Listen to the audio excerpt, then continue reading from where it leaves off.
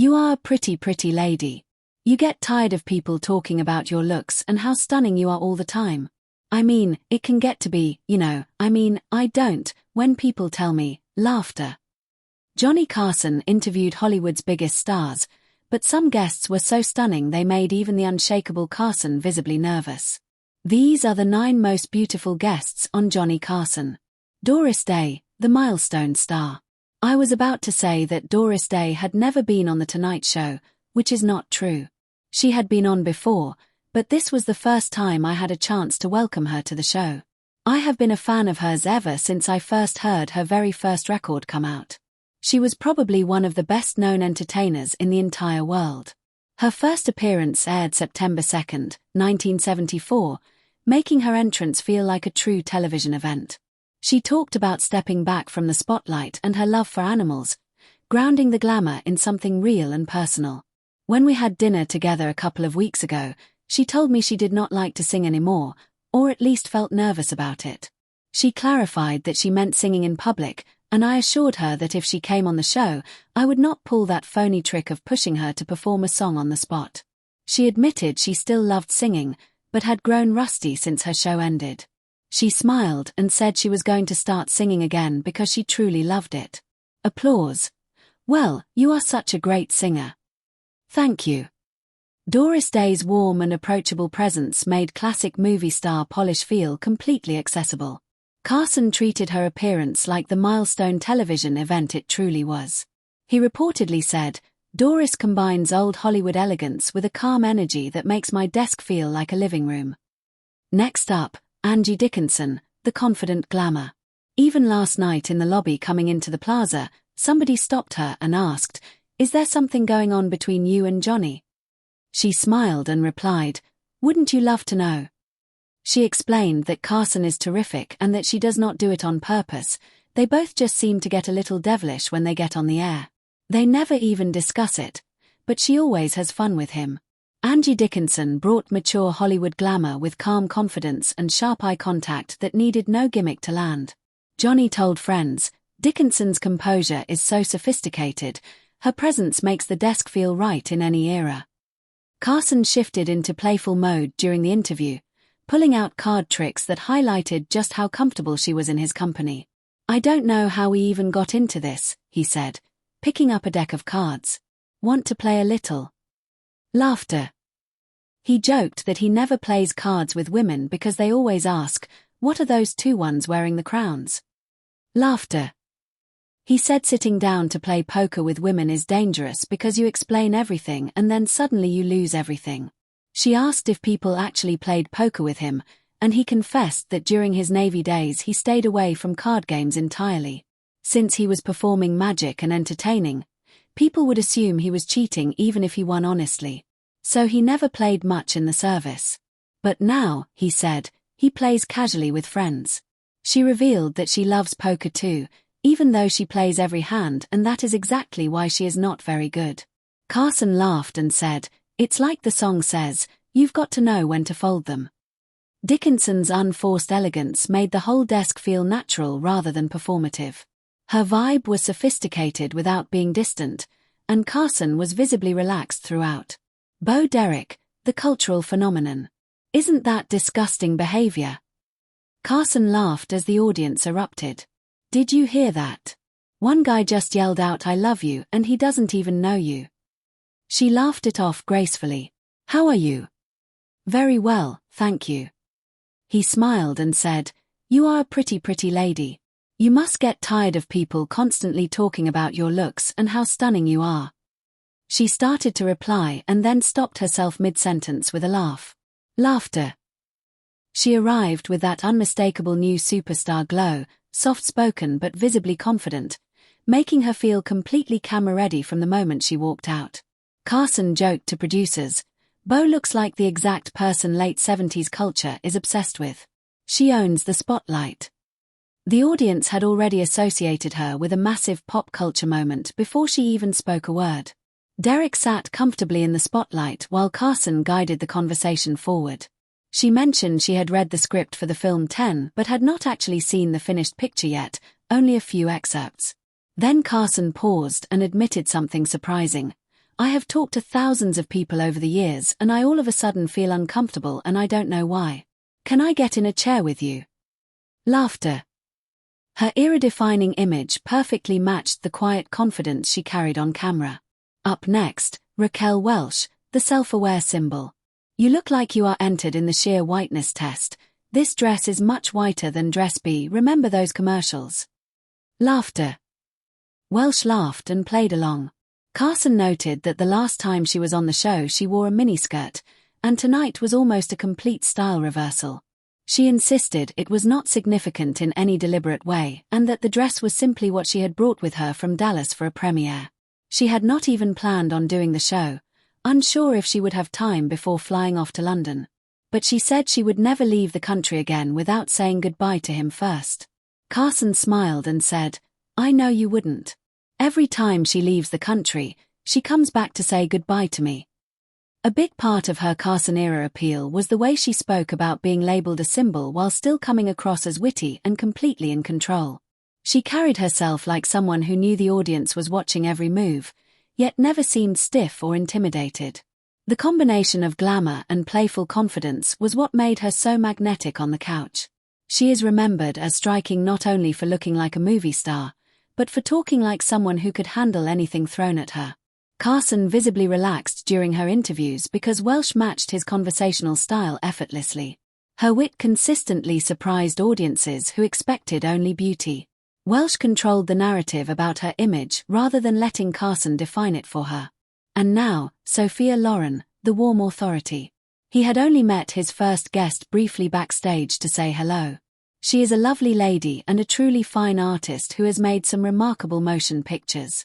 She had also recently written a very revealing book about her life, co-authored with A.E. Hochner, called Sophia, Living and Loving, which was either just released or coming out very soon. He said it was a genuine thrill to welcome her to the show. She possesses that rare combination of warmth and authority, with every answer feeling elegant even when touching on serious chapters of her life. Her presence is striking because she appears completely composed while still radiating personality through small reactions and quiet smiles. She shared that since she was born, she has always worn something red every single day because it brings her luck. Carson smiled and said she had told him whether the red is seen or unseen, she always has it on her. She confirmed it. He then revealed he had brought her a little gift just in case she ever forgot. She was touched, until she opened it and found salt. They both burst out laughing. The accent, the confidence, and the old-world movie star aura made every interview feel bigger than a normal guest appearance. She stands out because she never chases attention, she simply commands it. Her stories about Italian cinema fascinated American audiences, and Carson listened far more than he talked during her segments. Her laugh was infectious, making the entire studio feel warmer. She always treated Carson like an equal, never like a fan. And now, Ann-Margret, the performer's presence. "How are you? How have you been?" she said with a warm laugh. "I feel great." Carson asked if she remembered the first time they met and worked together. She said she did, though she was not sure if he remembered. It turned out to be at the inauguration of President Lyndon B. Johnson, down at the Armory. Carson had been one of 4 MCS that night, and she had performed a recitation. They tried to piece together the year, 1963, 1964, or 1965, laughing at the fact that neither of them could quite pin it down. Ann-Margret never simply sat and chatted. She performed the moment she arrived, turning every appearance into a full showcase.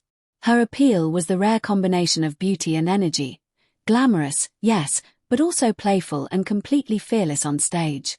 That performer's confidence reads as magnetic because it looks entirely effortless in front of a live crowd. She is remembered because she brought variety show electricity to a format that usually stayed calm and controlled. Her dance performances on Carson became legendary television moments.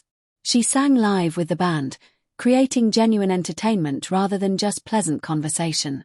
Carson stepped back entirely and let her take over the stage. Her energy never dropped, making every single second engaging.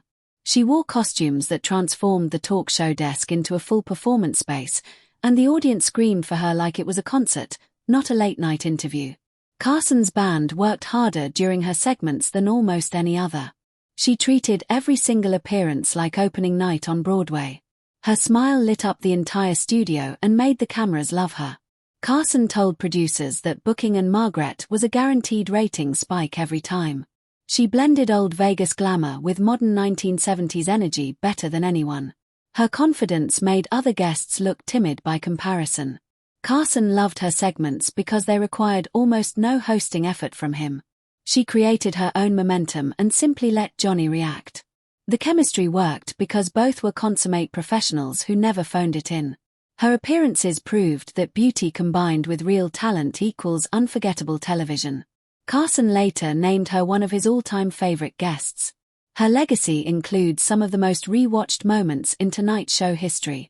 She understood instinctively that a talk show appearance could be a genuine performance opportunity, and Carson trusted her completely because she always delivered excellence. And now, Elizabeth Taylor, the living legend. I cannot think offhand of another international personality who has sparked such intense public fascination as my first guest, and it is a true pleasure to have her here. Would you please welcome Miss Elizabeth Taylor? Her only Carson appearance felt like a genuine event the moment she sat down, because her star power simply filled the entire frame. Johnny reportedly told his staff, "Taylor is living old Hollywood history right here on my modern set, and I treated her with the visible respect she deserves." The wow factor was the combination of confidence and vulnerability she radiated simultaneously. She spoke candidly throughout the segment while maintaining a glamorous composure that never cracked. Carson's visible admiration only amplified how iconic her presence felt to everyone watching. Lynda Carter, the superhero charisma. Wonder Woman fame gave her an instant larger-than-life presence, and she carried it with calm confidence rather than hype. Her look was striking, but what truly sold it was her relaxed and friendly charisma, because she never acted precious about her image. She felt like a superhero who had simply walked into a casual living room conversation, and that contrast popped beautifully on camera. That mix of star power and genuine approachability is exactly why her Carson appearances still stand out today. Carter's beauty was obvious, but her down-to-earth personality genuinely surprised viewers. She joked easily about the Wonder Woman costume, making herself instantly relatable. Carson asked about the superhero role without ever making it feel invasive or reductive. She handled the attention gracefully and never seemed overwhelmed by any of it. Her voice was warm and genuine, and audiences trusted her immediately. She talked about her singing career, reminding everyone she was far more than one iconic role. Carson respected her enough to explore topics well beyond Wonder Woman. Her beauty did not intimidate Johnny, it energized him. She laughed at his jokes and made him feel funnier than he actually was. The Wonder Woman costume became a running joke they both genuinely enjoyed. She proved that beautiful women could also be funny, sharp, and self-aware. Her intelligence came through clearly, making her so much more than just a pretty face on screen. Carson's comfort around Carter showed in how naturally they bantered back and forth. She represented a new kind of female star, strong, beautiful, and completely grounded. Her appearances helped redefine what leading ladies in Hollywood could be. Audiences loved her because she felt accessible despite the enormous fame. She never used her looks as a crutch and always brought real substance to every conversation. Carson booked her repeatedly because she represented the best of modern Hollywood. Her segments balanced glamour with genuine conversation in a way few others could. Her legacy includes genuinely changing how female action stars were perceived by the public. She made strength and beauty feel not just compatible, but completely natural together. Farrah Fawcett, America's crush.